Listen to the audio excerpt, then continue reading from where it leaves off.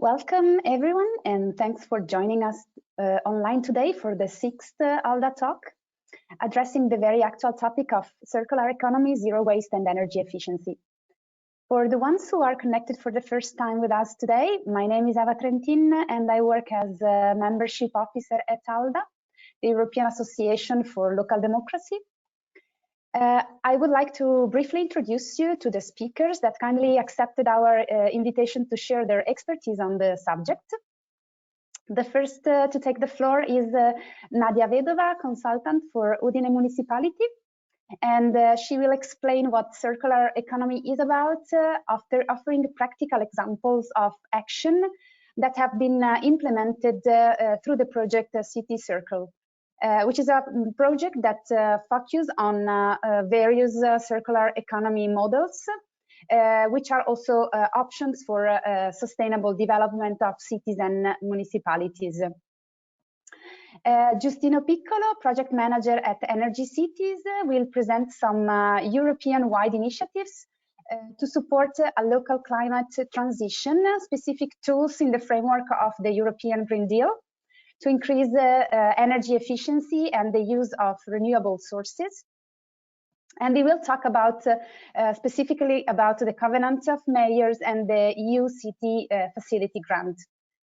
And finally, Francesco Lembo, project manager at ACR Plus, will describe some best practices on sustainable management, and he will give us an overview of the vision of ACR Plus and its strategy for creating a more sustainable economy by boosting an efficient use of resources.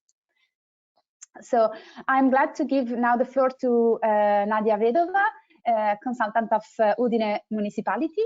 Nadia, the floor is yours. Hello, everyone. My name is Nadia Vedova.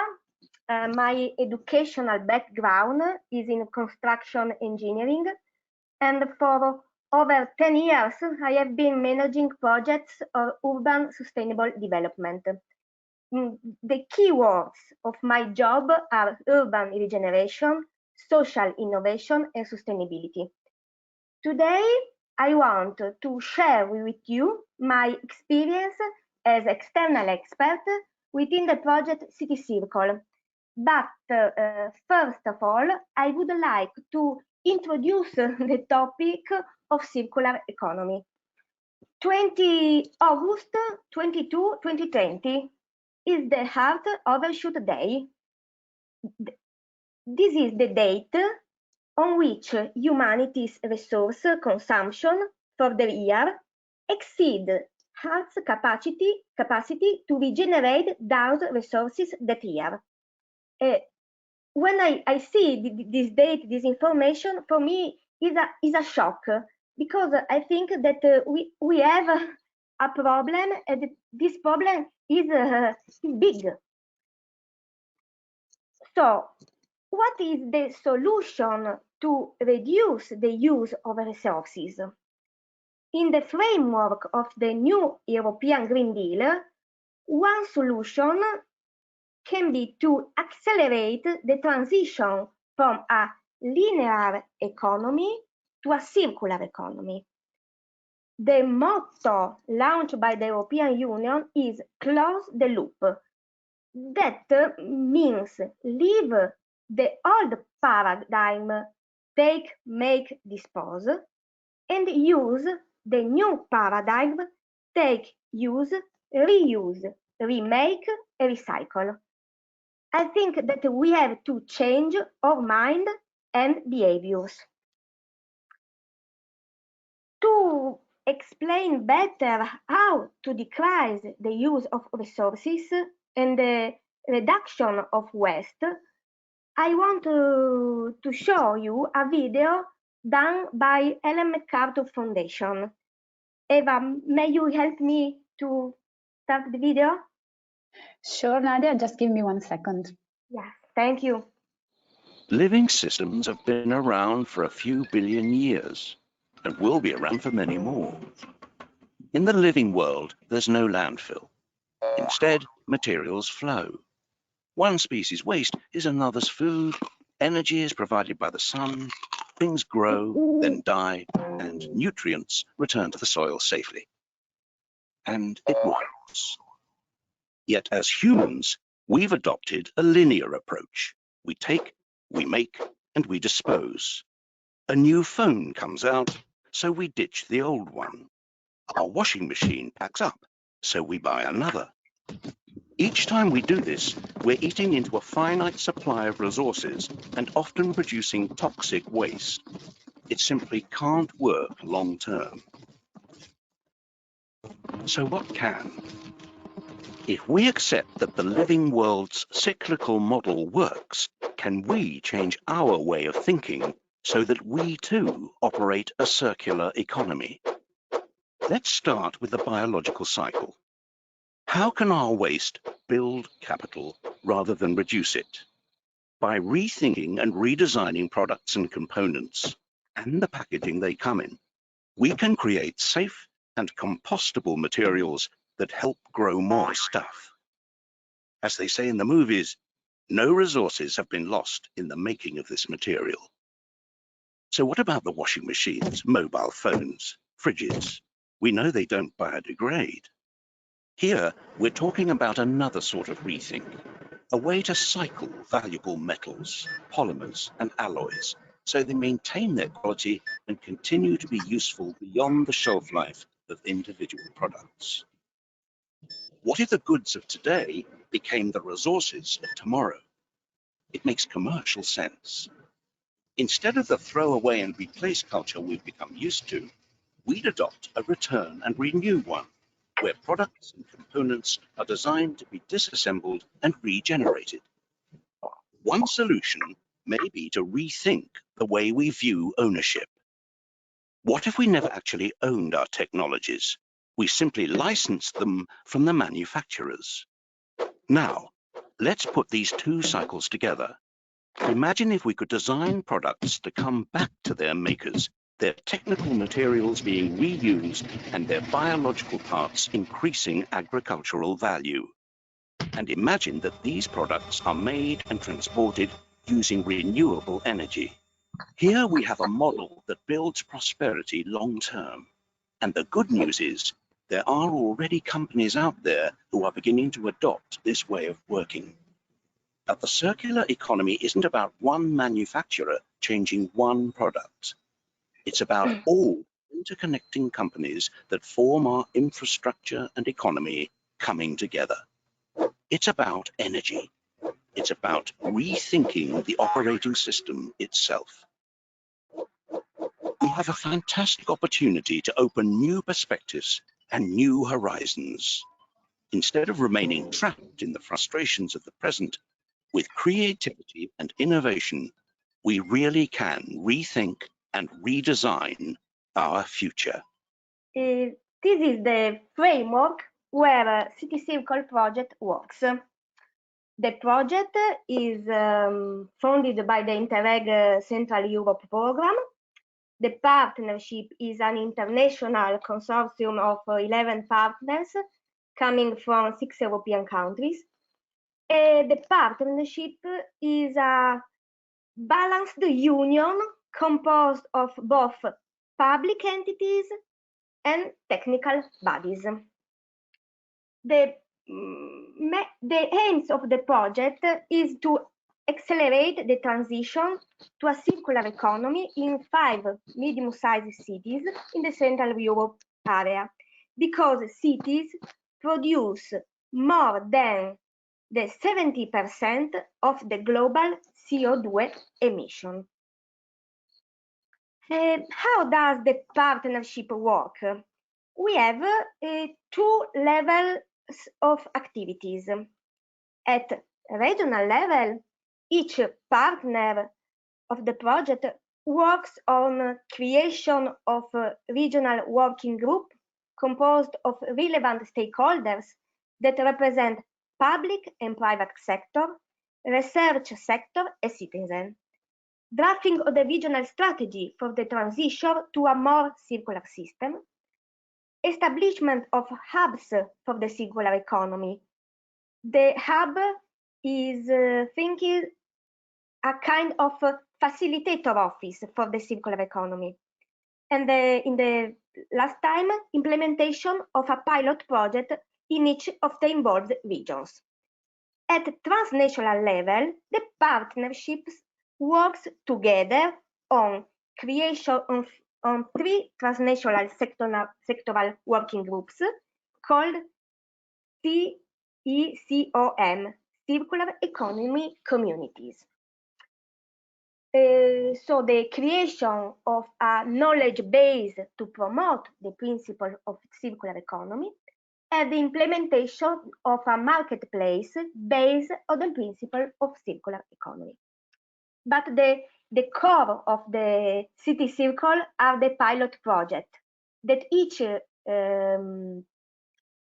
city develops at local level. Let's see them together. Košice, Slovakia. The focus on pilot project is agriculture and food industry. The main goal is support the decision-making processes of the stakeholder of agri-food value chains and food services sector towards implementation of circular economy solution and models. The ongoing activity is an on-the-spot analysis in canteens of a secondary school, the analysis of waste flow, and the elaboration of the new processes. The next, Varaždin, Croatia. The focus is on waste management and reuse. The waste of the city market is treated in the biogas plant. The digest produced will be used in a hazelnut grove owned by the city market, a very circular process. Udine, Italy. The focus is industrial symbiosis wastewater. The pilot project aims to support for the creation of a synergy between 2 service plants in Udine, one for waste treatment and the other for municipal water purification. The University of Udine, the Department of Engineering and Architecture, is drafting a feasibility study where there are identified 3 scenarios. 3 possible scenarios. Endogenous scenario, circular economy improvement in individual plants, one for the waste plant of waste treatment and one for the plant of water purification. The second scenario is exogenous, the circular economy improvement with synergy between the 2 plants. And the third scenario is an industrial urban scenario where the circular economy improvement with synergy between sources, users, and territory. Then we have Krani, Slovenia. The focus of the project is the management of land of Primorsko area, that is an industrial area. The management is this area is based on circular principle with the aim of regenerating and enhancing the urban space. Last but not least, the Dublin, Austria. The pilot project will introduce the circular economy strategy in Vorarlberg, that is a region of Austria, as a driver for regional innovation growth with a focus on the smart manufacturing system. The City Circle project will run until March 2022. We have also main activities will be at the Udine level as a municipality of Udine. There is a creation of a national training program to spread the principle of circular economy. The target group of this training will be the consumers and the public sector. Second, drafting a roadmap action plan of circular economy. The focus is to define concrete action implemented by public authority to accelerate the transition. As you could see in the previous slide, continue the implementation of the local pilot project. At the transnational level, there are the implementation of workshops, train the trainers. The City Circle project has several training activities for the partners and the local stakeholders. So we have the implementation of workshop experience exchange among the staff of the pilot project and the relevant local stakeholders. The development a marketplace for a critical raw material. So we have many works to do. Here we have my contact and the website and the Facebook page of the project. Please subscribe to the City Circles newsletter and follow us on Facebook to stay updated on project activity and circular economy issues. Thank you for your attention. I'm here for the question. Thank you very much, Nadia, for presenting this very interesting project. If anyone wishes to make a question, you can use the chat or the question tab. If not, we can move further, and I give the floor now to Justino Piccolo, project manager at Energy Cities. And now also the presentation, I believe. So thanks a lot, first of all, for the invitation to speak today to you. I'm Justino Piccolo, I work for Energy Cities. As Eva has announced, I will talk a little bit more about some European-wide initiatives that support the local climate transition. Before doing that, just a few words about who we are as a network. So we are a network of local authorities. We member cities from all across Europe, and also grouping of cities, or ALDA is actually also one of our members. So we are very happy to be here today, and we defend the locally driven energy transition. What does this mean for us? It means that we look at the energy transition, but not only from a transition to a renewable energy future or really about technologies, but we really look about how resources are used locally, how local processes are developed around energy, and also how energy issues can improve the well-being of citizens and inhabitants of our cities in a more democratic way. The bigger picture within which we operate is, of course, the Green Deal that also Nadia has briefly touched upon in her presentation.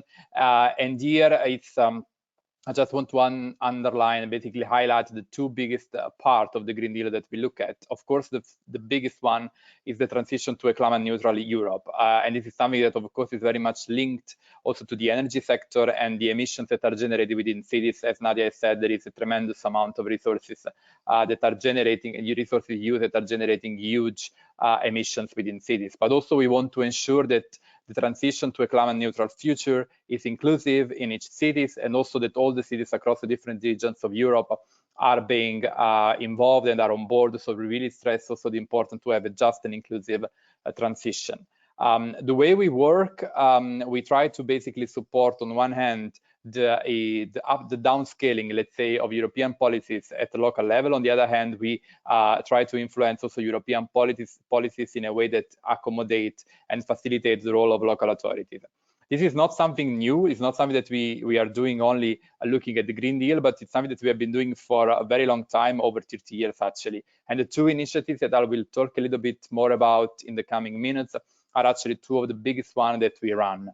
The first one is the Covenant of Mayors for Climate and Energy, that some of you may already know because it's one of the oldest European-wide initiative that basically supports the translation of European climate and energy objectives in local plans. The initiative has evolved quite a lot since its beginning. It's almost 13 years that it's existing, and today has three main targets, three main objectives. The first one is the historical one, the one of accelerating the energy transition.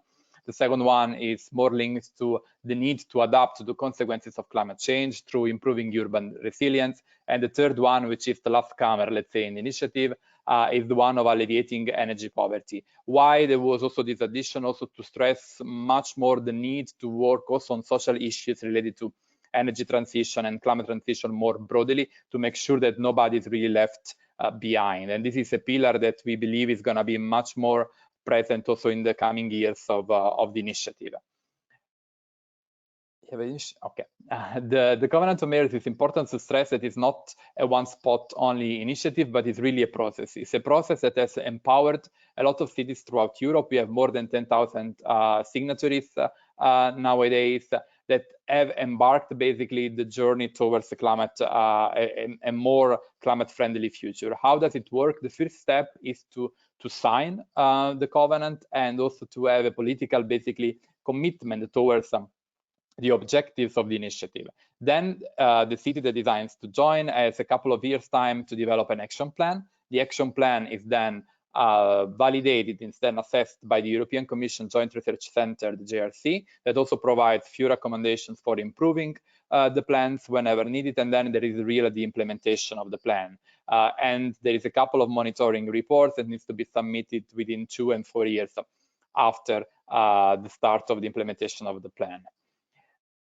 The Covenant, as I said, it's quite a long-standing initiative. It's pretty old, let's put it in the terms. And the first objective that was looking at were, of course, the 2020 European objectives and targets. And we were very proud, actually, because now we are moving into the next phases, that the Covenant could actually show that action of local authorities is and can be super powerful, because it can go much beyond the targets, the minimum targets that the European Union has set ahead of us. And the numbers that you see in the slides are actually based on the assessment of the Joint Research Center of the European Commission. So they are numbers that are very promising and really setting the ground for a city-driven, let's say, transition to climate neutrality. We see already when we look at the projections, for instance, for 2030, that already the signatories that have committed within the Covenant of Mayors to have plans that look at 2030 as a time horizon have already showed that basically on average they are having a target much higher than the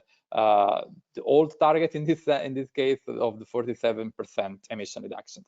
And if you look overall the contribution of the Covenant to the achievement of the 2020 targets, we also see that there is quite a big share of the cake, let's say, in terms of reducing greenhouse gas emissions that the Covenant cities are actually contributing to achieve. Of course, as I said, the Covenant has been around for quite some time and is not a static initiative. On the contrary, it's an initiative that is evolving quite a lot. And now with the new, with the Green Deal, with the new policy and climate framework ahead of us, there is a clear need to also upscale and to renew also the Covenant initiative in many different parts, because we want to make sure that we basically deliver what cities need to implement the European climate objective, and also what cities need to make sure that there is a solid local anchored transition at the local level. This is work in progress, and it's actually something that will be announced also in the coming months. So stay tuned in a way to the Covenant initiative, because there will be also new targets announced, a new translation of the European framework into the Covenant initiative. One thing I wanted to underline is that this is not something that, of course, we do, let's say, as Covenant or from Brussels only. This is something that is really much driven also from the community itself, of all the cities and the regions that we support and with whom we work. And we have already seen, for instance, that there is a lot of cities that have already adopted climate neutrality targets in many different parts of Europe and in many different ways. So we really believe that also updating and upscaling the whole framework would lead to much bigger impact based on concrete implementations that we have already seen. And just to do also a little bit of promotion around that, because 2020 has already passed, for all the cities that were already part of the initiative with the targets of only 2020, they are very welcome to join and to renew their commitment. For all the others that are also on the line, feel free really to join the initiative, because you can join at any time, at any moment, free of charge, and there is a lot of support provided by the Covenant of Mayors office, in which Energy Cities is actively involved since its beginning. but also through the European Commission Joint Research Center. Moving to the second initiative that I wanted to talk about today, and linking very much to this first one that I presented briefly just now. We know that one of the criticisms and one of the points that is really putting a barrier to adopting maybe very ambitious target is the one of moving from a plan to actual implementation of projects. We also know that there is a big gap in how to find financing sources that would be adequate to implement projects at the local level. And this is not only when we look at a very ambitious project, but also when we look at the really backbone of the climate and energy plan. So the energy efficiency projects that cities have to implement to make sure that they can reach the emission reduction target that they have set in their plans. And there is specifically a huge gap in accessing really funding. And that's why and in another initiative that is called the European City Facilities was launched a little bit more than 1 year ago. It's an initiative which is funded through the Horizon 2020 program and is managed by a consortium of partners that Energy Cities is leading. The initiative really aims at bridging the gap between the planning phase and access to financial means to implement the project. And in doing that, we really aim at covering some of the barriers that cities experience when they are trying to finance the project, such as the limited human resources, but also to overcome a more conservative approach to finance and to develop more expertise within the cities to basically develop investment packages. How do we do that? We do that in the city facility setting up by looking at some very concrete objectives ahead of us. The first one is really to provide financial and technical expertise to cities. Then, of course, we want to increase their capacity, and we have quite high impact factors that we set, and to also facilitate the access. How do we do this? We do in a very practical, with many different ways, actually. The biggest and the more interesting one, probably also for you on the webinar today, is the one where we, through specific calls, we provide seed funding to cities to up to 60,000 euros to develop investment concept. And through this investment concept, we hope that the cities will have a much stronger instruments beyond the plan to really access real financing. And we also support the matchmaking with financial institutions once the investment concepts are defined and delivered. How does it work, this support? It works, as I said, through some calls. Throughout the project duration, we aim at having 4 calls. The first one was already closed just before Christmas. The second one is coming up, actually. We foresee to open the call by the end of March, and there will be a couple of months' time to apply. So I really recommend you to look into the UCF website and stay really tuned to the announcement of the call. The calls, they work in macro geographical regions that you see on the map here on the slides. It means that when you apply for a call, you actually compete with cities within the same region in which you are located. So there is this is also done to avoid competition, for instance, between countries that have more structural difficulties in accessing financing and those that are more advanced. In terms of how the eligibility and who can access the calls, this is published actually, and this I have to underline because here on the slides, here are the eligibility criteria of the first call for applications. The eligibility criteria are updated at each call, so they will be published also with the second call. In general terms, municipalities, local authorities, or the grouping are eligible to apply. They have to be within one of the EU member states and or the UK. And important element, they need to have either a CCAP, which is the Sustainable Energy Climate Action Plan, for instance, that you have developed within the Covenant of Mayors, or a plan of similar ambitions. You need to have a proof of political commitment. This means that you will need also to submit a letter that shows this political commitment, and there is a commitment also to monitor the progress after the investment concept has been developed for a period of 2 years.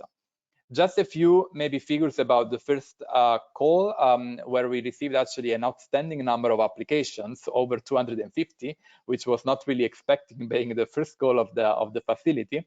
We have selected 30 beneficiaries, and we are going to announce them in the coming days, really. They cover quite a diverse number of cities and different kind of projects, so it's very actually interesting to see also the kind of projects that cities are putting in their application to the facility. Looking at the type of projects, and you see it a little bit in the graph, we basically confirmed something that we already knew, where the building sector is probably the most difficult to tackle, and also the one that is more high on the agenda of the different cities, because it's where we received basically more applications in the first call. What I want to underline also with these numbers is that in the second call we will have a double possibility for funding, meaning that we will finance more than 30 beneficiaries, up to 60. So I really encourage you to look at the call and to apply. It's very simple to apply. There is just a couple of forms that you need to complete, and there is also a structure with country experts within each of the countries that are eligible for the UCF that is there to help you and support you in the application phase. All the information, and I'm also available for questions in case you have any just after my presentation, are available on the UCF website, which is europeancityfacility.eu. We have really extensive amount of information there, and I really recommend you to read the FAQs, the guidelines for applications, also before applying, to basically understand if this is something that would fit your needs and would support your city or not. And I think this was my last slide. Yes, and I will try to stop my presentation if I manage. Which yes, I maybe you made it. Have to do. Okay, that's good. Thanks. Thank you very much, Justino, for sharing with us these very interesting tools. And I think that we already have some questions. I can activate the microphone of Rohan. He wishes to ask some question regarding circular economy. Yes, here you go. Hi guys, this is Sai here. Me and Rohan were listening to the circular economy. Actually, I'm a master student where I am doing my thesis on circular economy with respect to big data and the corporate social responsibility. I'm trying to find the barrier between these three combinations, whereas I could be able to find now there are no particular exact research articles which are being related, especially with the industry orientation of the big data, corporate social responsibility, and circular economy. So I would like to understand if you people can give me an idea about how we can able to bridge it, because individually speaking, circular economy is a huge aspect with respect to the ICT, which covers the big data aspect. Here we are able to relate individually corporate social responsibility and big data and circular economy. But when we try to find the combinations between these three, we are facing a little bit of confusions regarding this. Few people overall this, the overall concept. When I speak with respect to the corporate social responsibility, here I am speaking in perspective of human capital, how it can be used in multiple stages with respect to the general things. I guess that we didn't listen to your question very well. The sound is a bit coming and going, but I don't know if some of you understood nicely the question, or if you wish maybe Rohan to type it down and we come back later. Is it okay if I cut short the question? Sorry? Is it okay if I cut short the question? Like, can you people explain me the interrelation between the corporate social responsibility, big data, and circular economy? No, thanks. I think I can. I won't be able to cover all the question because it's kind of extreme complexity and multi-level factors behind all the three areas you mentioned. By my side, the small part I can cover is about the strict correlation from data usage and the circular economy, and especially connected, if not to corporate social responsibility, to stimulation of circular economy business models, and yes, availability of data about material flows and on waste flows, and integration of those data with management of waste and the public infrastructure from eco parks, eco islands. It could serve as a useful basis to allow businesses to reuse in industrial symbiosis logic, or stimulating startups working with the secondary raw materials or the reuse market. On this, we already have a clear link, which is has been already analyzed through different perspectives. About corporate social responsibility, I think we are touch basing another area which is not clearly, unless in my scope of expertise or in SR Plus Observatory. I'm coming to that with the next presentation. I don't know if anyone else has something to add. Okay, thank you. It was quite informative. Yeah, thank you, Francesco. Thank you for your question as well. And we have also another question that is for Justino, I guess. Do you take, yes, it is. Do you take innovative financial instruments like crowdfunding into consideration in the support provided within EU CF? Civic crowdfunding and match funding could be extremely useful in helping municipalities bridge financing gaps for the implementation of sustainable measures. This is the question. Yeah, I can briefly answer to that, definitely. The answer could be yes, meaning that the UCF is open to any idea and any concrete project that the city might have. The only, let's say, constraints that are up there is that they have to be, all these ideas, these projects, they have to be embedded in a sustainable climate and energy action plan, and they have to be able to show a clear gain in terms of energy savings and also in investment potential. For the rest, the sectors that we cover are quite broad actually, and they cover, you know, from building, you have seen it on the slides, we have example of projects in building sector, we have renewable projects, mobility sectors, we have really like a lot of different sectors. And also the mechanism, let's say the financial instruments or the financial schemes that the cities are going to develop within these sectors are very diverse. And they really vary from EPC to really basic legal and technical analysis. Sometimes really you miss, you know, even the energy audit of a building. So it's something that you could finance to prepare maybe a much bigger application if your project in scale is much bigger than what you can actually finance with 60K, because 60,000 euros, it's a big sum, let's say, but it's also not an infinite one. So there is also a limited part there. So definitely the answer is yes. And it's really up to the cities to show what they need and how they want to use the grant of the UCF to reach basically what their climate targets. Yeah. I hope this answered the question. Thank you very much, Justino, and thanks, Andrea, for raising the question. If there is no other comment, I can give the floor to Francesco for his presentation. Okay, so Eva, thanks for your invitation, and it's quite easy to start at this point of this webinar, even because allow me to start saying that it feels like home for many different reasons.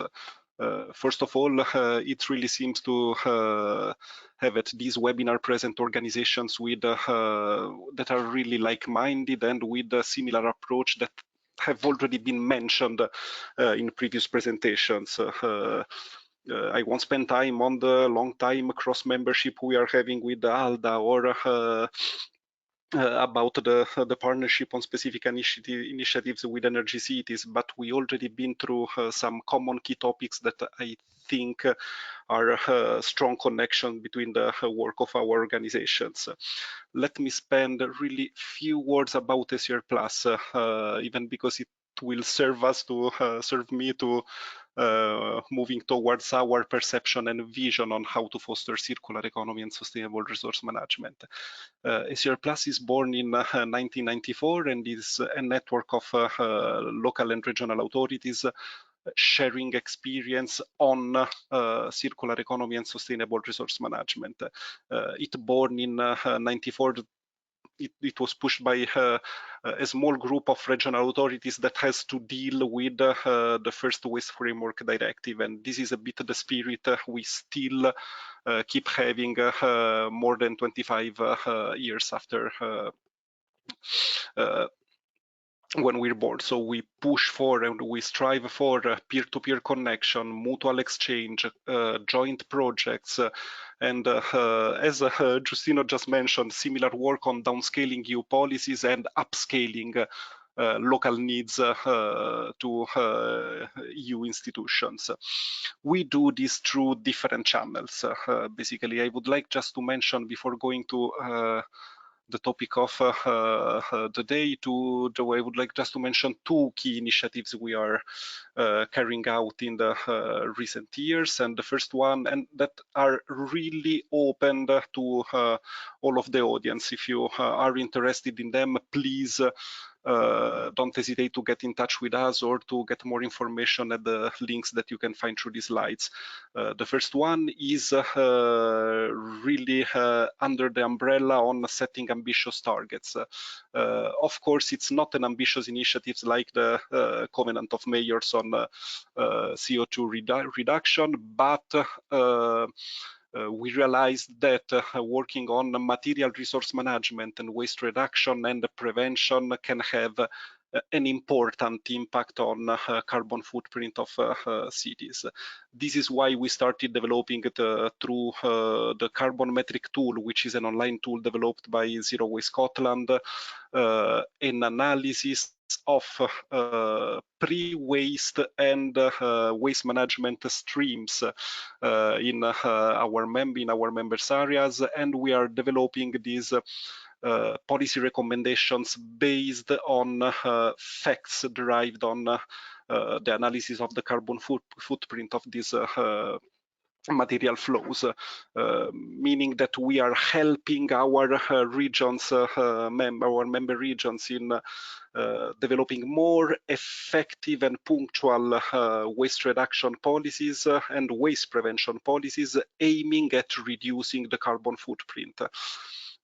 We started with the first cohort of local authorities participating, Brussels, Genova, and Pays de la Loire. We will publish in a couple of weeks, and we will keep you up to date, the first cross analysis, which is tending to highlight some key fraction like textiles and food and plastic as a third fraction, and a big focus and the need to focus on prevention stage. We will keep us to date. It's a bit less ambitious in terms of geographical coverage, because we realized that the analysis of data in order to elaborate these complex and ambitious targets on carbon footprint reduction connected to waste reduction, they require a lot of data. We just mentioned the need of big data to foster circular economy. So we are proceeding with small cohorts to have a solid and simplified online tool that we hope to make available to a larger audience by the end of this year. The second initiative I would like to briefly mention is the European Week for Waste Reduction. Feel free to get in touch with me or with other ACR Plus staff about it, because it's one of the most inclusive. It's 1 week each year to raise awareness on sustainable resource and waste management. It started in 2009.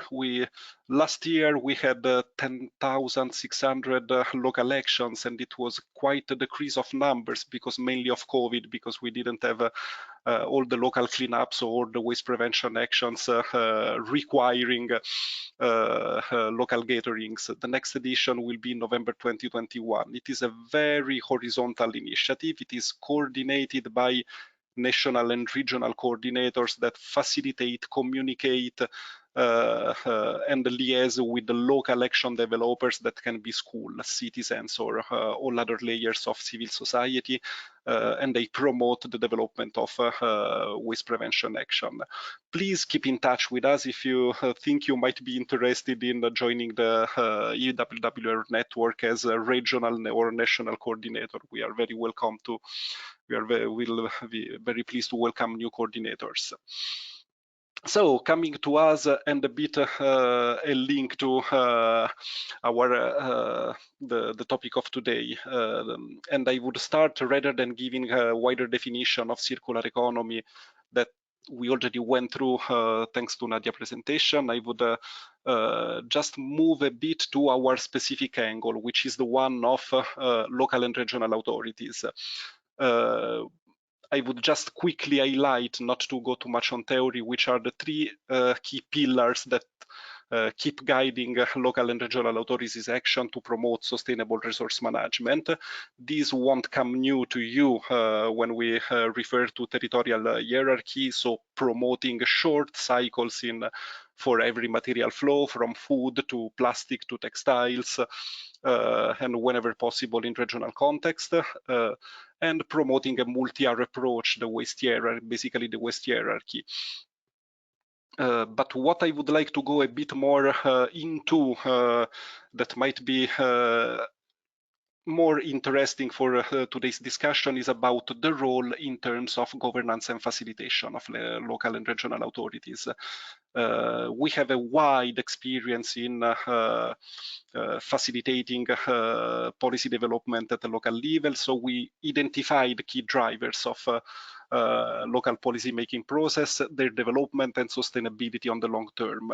And we know which is the real force of local authorities. We know that we need local authorities mediating processes because they have direct access to political hierarchies and to policymakers. They are the ones with a constant interaction with all the layers of civil society, and they have the legitimacy to broker between different interests.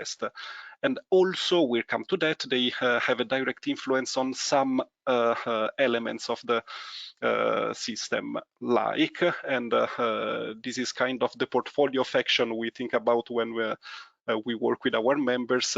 We like to position local and regional authorities as the middle point to move demand and supply at the local level. And it's just to mention very quickly all the leverages that local and regional authorities have, and they can act on the demand side, and they can act on the supply side. So from giving examples through green public procurement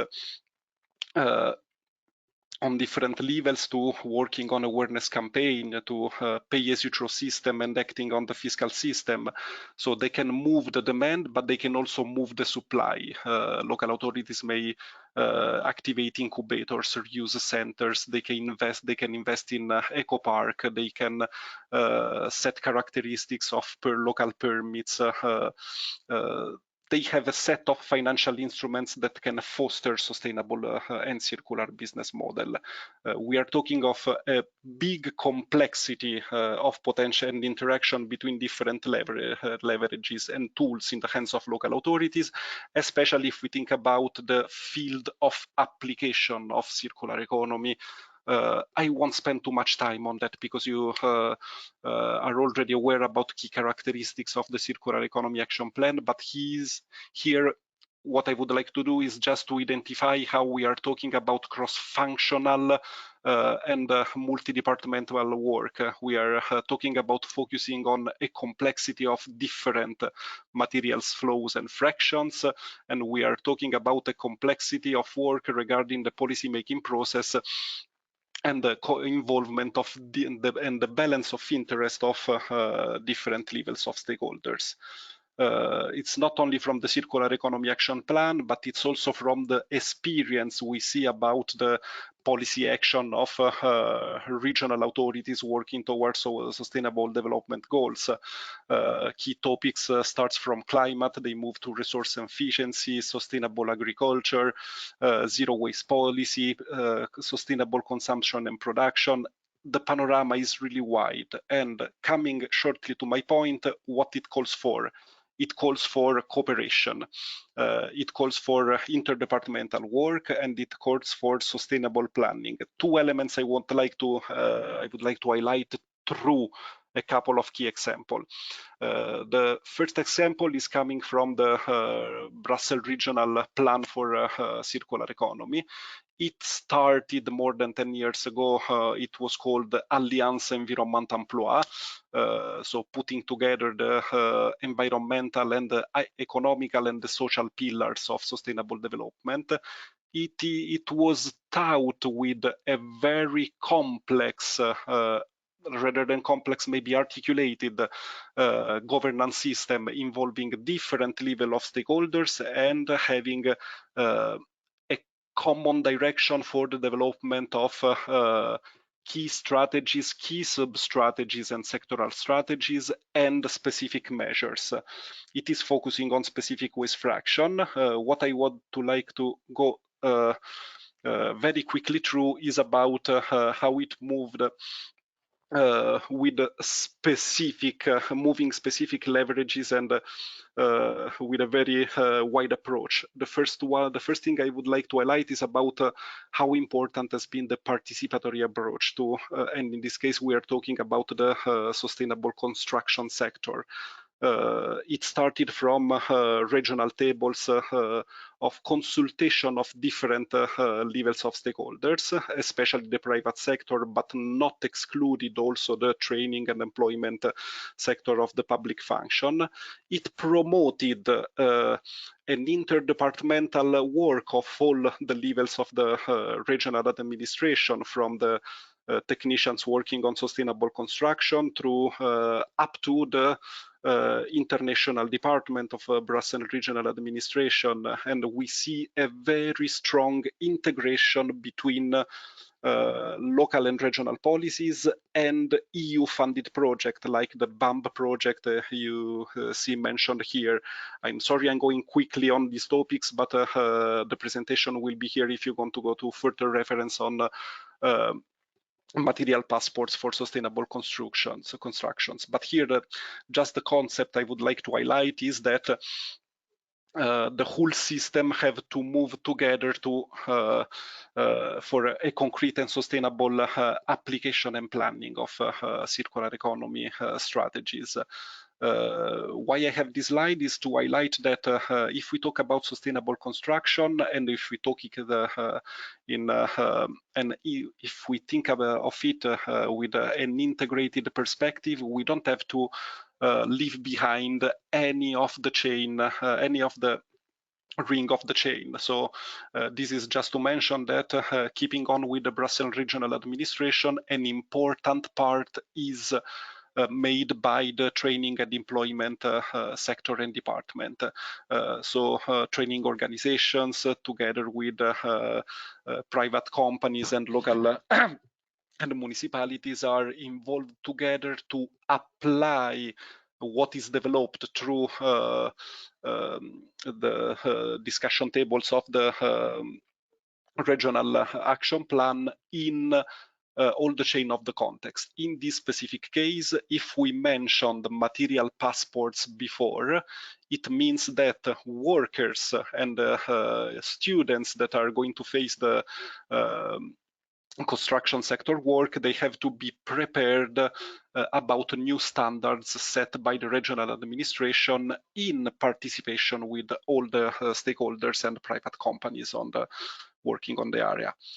Another couple of very quick examples to go to my conclusions. Why stakeholders engagement is one of the pillars of sustainable resource management policies and circular economy policies.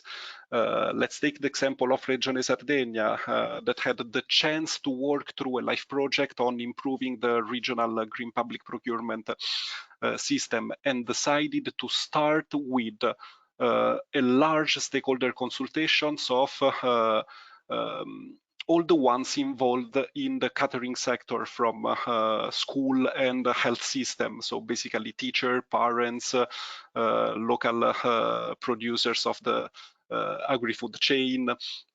And they came up even before setting regional environmental criteria for public procurement. They preferred to come up with the Sustainable Canteens Decalogue, which was a huge dissemination tool to promote healthy attitude towards students and their families, to promote engagement and reciprocal knowledge of food producers with procurers like schools and hospitals. And on the basis of a much shared deliverable like this decalogue, they developed minimum environmental criteria for public procurement of food and beverages. The last example I would like to mention about local actions is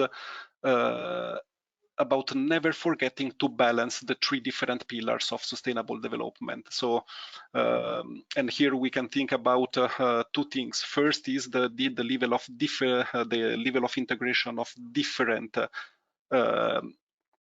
policy-making processes, and also the integration with international funds, again with the LIFE project. But the example I want to mention here is the Rediscovery Center, which is in Dublin, and it comes after the renovation of an old dismissed factory in an almost abandoned area of out of the center of Dublin, and which now, after a LIFE project and after a clear commitment of local authorities and local NGOs, and with the use of data coming from the waste management of furniture, textiles, and bikes, it now gives employment to weaker part of the city society, and now they have 35 people working on with a permanent contract and full time on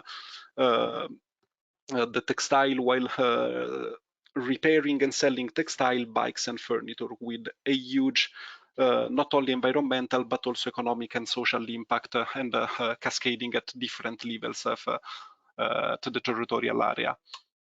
Coming to our conclusion, similar and maybe summing up a lot of things that Nadia and Justino already mentioned, what we learned while working for more than 25 years hand by hand with local authorities. First thing is about taking the lead and being brave once set specific ambitions. The second suggestion is about combining conceptual development with concrete results and spreading the words about each small quick win to keep engaging a different level of stakeholders.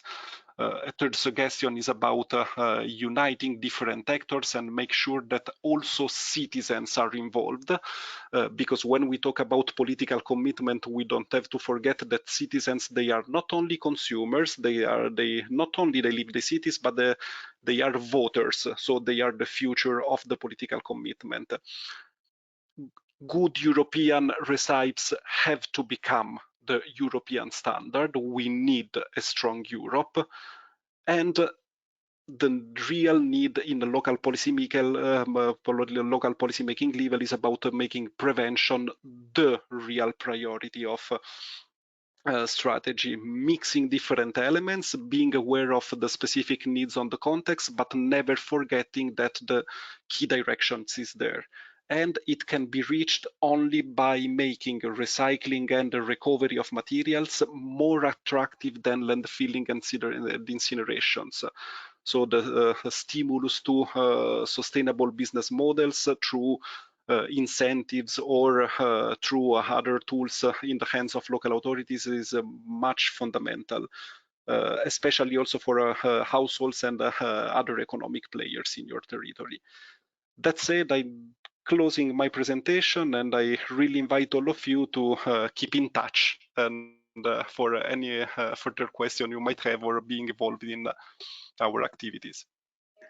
Thank you very much, Francesco. Thank you all our speakers for these great food for thoughts and extremely interesting inputs for innovative also project ideas for a greener future. I hope that the attendees enjoyed your presentations, but also your guidelines, suggestions, and initiatives.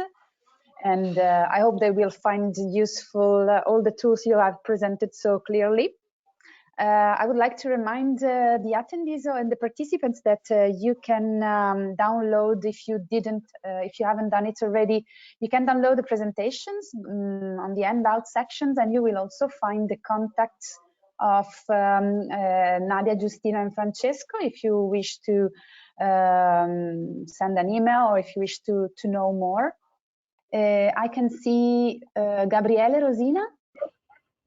Your microphone is active. Yeah, I'm Alessandro indeed, but I'm watching. I've been watching with Gabriele Rosina this fantastic setting of lectures, which have been very interesting for a number of reasons.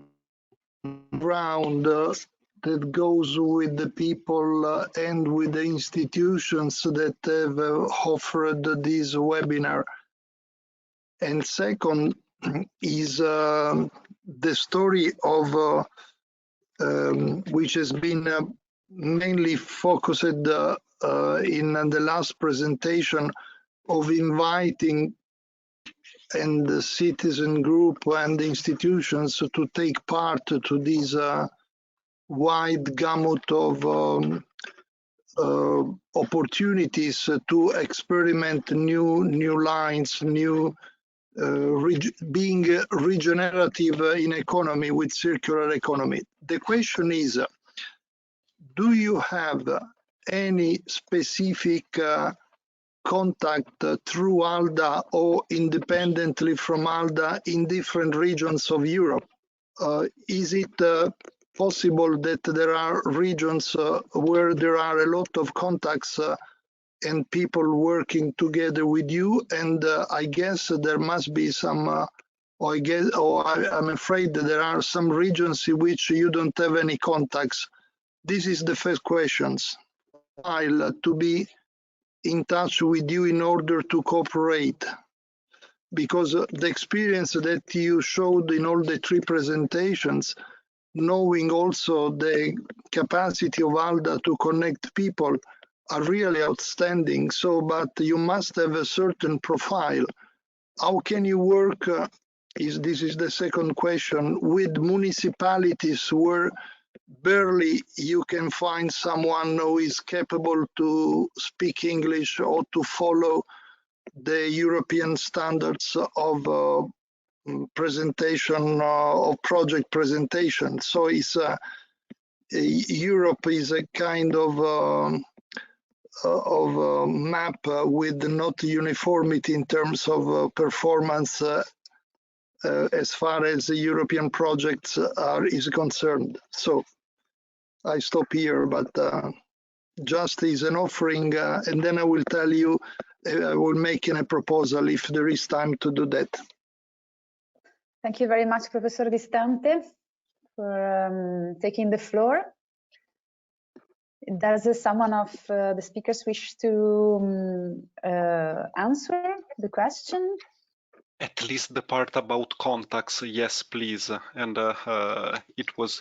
you touched really one of the key issues for the international network, and it's not only connected to dimension of local authorities, but also to different departments and lack of communications between them. I can make the example for ACR Plus. Our biggest part of our members and contacts in our members are environmental department, and it's a huge struggle to try to have a contact list which are wider, also covering different kind of policy making levels, and that's true. It's not easy at all, and it depends also on how local authorities are prepared to work at an international level, which is another very important point you touched. The only thing I would add on this, because there's no more to comment because it's about capacity building and empowerment, but it's not something impossible to be reached even for very small authorities, and probably also small focus project with quick wins on both on environmental, economical and social level. They can help to aggregate interest and move forward and give to small authorities legs to work on wider, bigger projects on wider networks. And at least from ACR Plus example, it's true that we have many regions in our network, but we have also small municipalities like Xylocastro in Greece. They are few examples, but it's not impossible for small local authorities to or for a network of 4 small municipalities near Naples, from San Giovanni Vesuviano, is one of the most wonderful example on how economies of scale can reach really ambitious targets even with the small public resources at the local level. Yeah, and I can maybe take the lead from Francesco, actually, which said also something I wanted to say, and I wanted to use the same example actually of San Giuseppe Vesuviano, because it's also, we also know them very good in our network. And I wanted to underline the fact indeed, for instance, for it's something that we know, and it's something that we have been advocating, I think, all of us now on the call for years and years, to facilitate better access of small cities, more players, let's say, to European funding and to the European scene. And I can give you the example of the city facility that I just presented before. It's something where we are really trying to be inclusive. It's not easy, because we also need to play a little bit from our side with the capacity that we have to serve the whole of Europe, which has 24 official languages, and most of the time we don't speak all of them, let's put it that way. But a lot of the activities, for instance, that we do in the facilities, they can be carried out in the national language. So we have a system in place in which, for instance, we work through country experts that are basically setting the link between the local realities and the central management of the facility. And we really actually encourage small municipalities to apply for the funding, because this is a kind of thing that can allow you to enter in a system, to start to understand how things work around that. Also, the investment concept, you can do it in your national language. Only a small summary needs to be done in English. You can use a few external expertise within your municipality to really work and create also your understanding, of course, of things. And really, it's an invitation not to be afraid also to participate. I mean, as Francesco has said, we also have like a lot of very small members, actually. Some of them are actually in our board. We have very small municipalities from Cyprus. We have very active members, very small municipalities of less than 20,000 people from Croatia. And we really work like a lot with them, and they are very engaged. So let's say the European scene is not something to be afraid of based on your scale. Actually, I really encourage you to be courageous enough. I also worked with very small Italian islands in other career positions that I had, where you really see how basically the willingness to do things is much stronger sometimes than actually the barrier that it's up there to prepare an application for something in English, because you can always find somebody that can help you a bit. The most important thing is really to have the braveness, as Francesco also put it very, very big on his final slide, and I liked it a lot. So be brave. Also, if you're small, don't be afraid. And especially if you are in networks, and for instance, if you are a member of ALDA, I'm sure that the Secretariat can support you also in entering in contact with other people. It's really, I think it's really about pushing the right motivations and opening the right doors. And don't be afraid to come to Brussels, even if you are struggling a little bit with English. None of us is mother tongue here on the call, so we all speak like a different kind of English. And I think that's the beauty also of Europe, and we should not be afraid again to even dare to put an application for something, even if it's not perfect. So that's really more an invite than a solution to the point that was raised. Yeah. Thank you very much for your replies. I don't know if they answer your question, Professor Distante. Yes, no, I do like very much the the openings that they are making now in this webinar. As you know, Eva, we have done a lot of work together with ALDA in the last 10 years.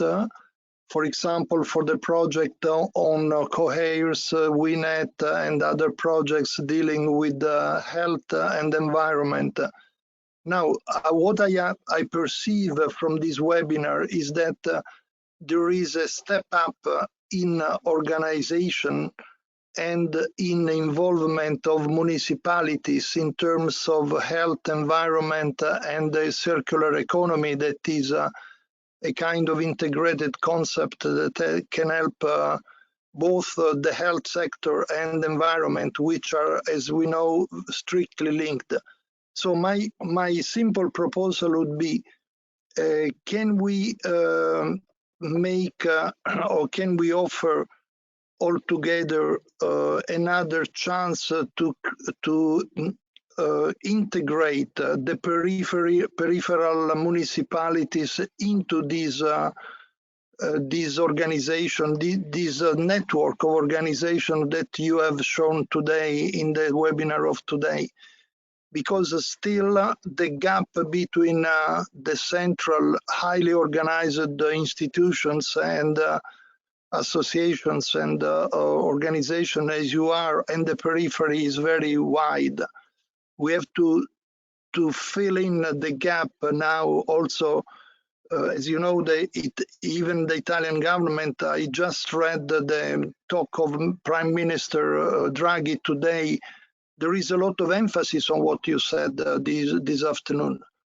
So we should, through you and through your generosity, try to use the groups and let's say the settings that are in periphery to help municipalities to enter this great field of awareness toward health and environment.